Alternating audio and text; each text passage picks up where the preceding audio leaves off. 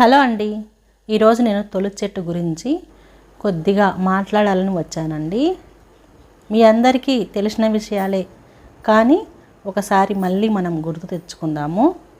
ఎందుకంటే ఈ బిజీ లైఫ్లో తెలిసిన విషయాలనే మనం మర్చిపోతూ ఉంటామండి. ఎవరైనా చెబితే అవును కదా అనుకుంటూ ఉంటాం కదా. సరే అయితే ఇక వీడియోలోకి వెళ్దాం రండి. తులసి చెట్టు ఎప్పుడు పచ్చగా ఉండాలని పెద్దలు అంటూ ఉంటారు కదండి. తులసి ఆకులు ఎప్పుడు పచ్చగా ఉంటే ఇంట్లో ధన సంపదలకు ఆరోగ్యానికి ఎలాంటి లోటు ఉండదటండి. తులసి ఆకులు సడన్గా వాడిపోతున్నట్లయితే, కొద్దిగా కలర్ మారుతున్నట్లయినా సరే ఇంట్లో ఉన్నవారికి రాబోయే రోజులలో అనారోగ్యం వస్తుందని మనం అర్థం చేసుకోవాలటండి. తులసి మొక్క లేని ఇల్లు చాలా తక్కువ ఉంటాయి కదా. తులసి చెట్టు మాకు అచ్చుబాట్లేదు, మేము వేసుకోము అనేది లేదంటండి. తులసి మొక్కని ఎవరైనా సరే, ఏ కులం వారైనా సరే తులసి చెట్టును పూజ చేసుకోవచ్చంట. అలాగే శ్రీకృష్ణ తులాభారంలో శ్రీకృష్ణుడు సిరి సంపదలు ధనధాన్యాలు ఎన్ని వేసినా సరే శ్రీకృష్ణుల వారు బరువు తూగలేదంట. తులసి మొక్క ఒక్కటి పెట్టగానే శ్రీకృష్ణుల వారు అమాంతం బరువు తేలిపోతుందటండి. ఈ విషయం మీ అందరికీ తెలిసిందే కదా. ఇంట్లో తులసి మొక్క ఉంటే ఇంటికి పాజిటివ్గా పనిచేస్తూ ఉంటుందటండి. మన ఇంటికి ఎలాంటి దుష్ట శక్తులు రాకుండా ఎల్లప్పుడూ మన ఇంటిని రక్షణ కవచంలా కాపాడుతుందని కూడా చెప్తూ ఉంటారు. తులసి మొక్కను ఉత్తరం వైపు, ఈశాన్యం వైపు పెట్టాలని చెప్తూ ఉంటారండి.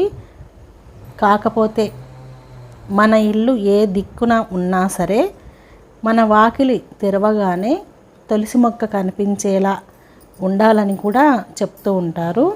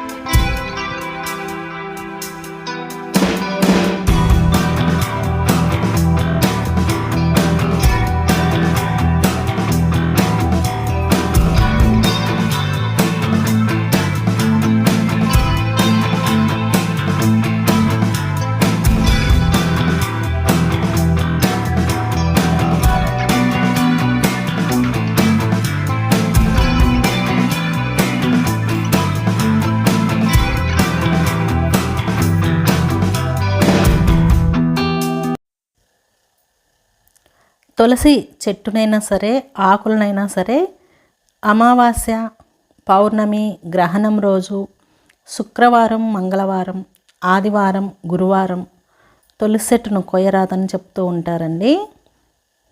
మన ఇంట్లో ఎప్పుడైనా తులసి చెట్టు నిద్రపోతే మనం బాధపడాల్సిన అవసరం లేదటండి. ఎందుకంటే మన ఇంటికి వచ్చే నెగిటివ్ ఎనర్జీని ఆ తులసి మొక్క తీసుకొని నిద్రపోతుందటండి. మనం వెంటనే ఆ మొక్క తీసేసి కొత్త చెట్టును నాటుకుంటే సరిపోతుందంట. తులసి మాత సర్వరోగ నివారణగా కూడా చెప్తూ ఉంటారండి.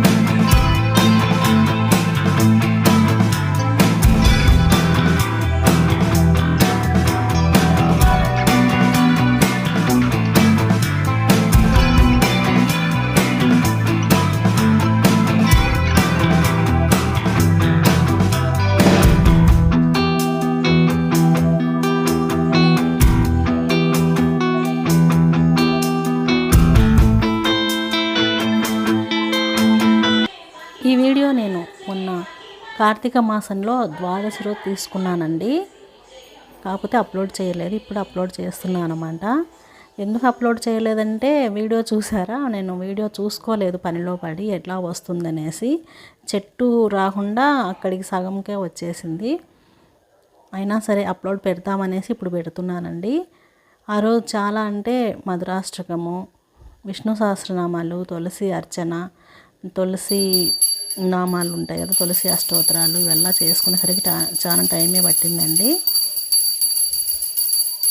మీరందరూ కూడా చాలా బాగా చేసుకొని ఉంటారని నేను అనుకుంటున్నాను.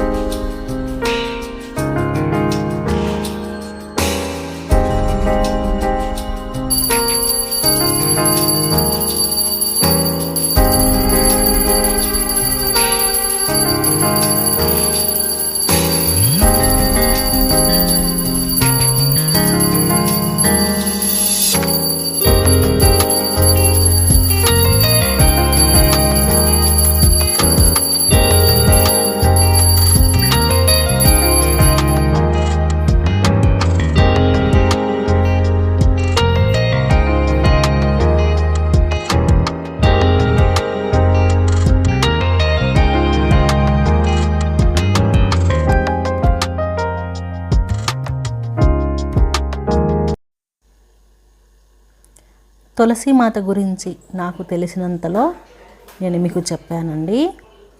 ఈ వీడియో మీకు నచ్చిందని అనుకుంటున్నాను. వీడియో నచ్చింటే ఒక లైక్ ఇవ్వండి.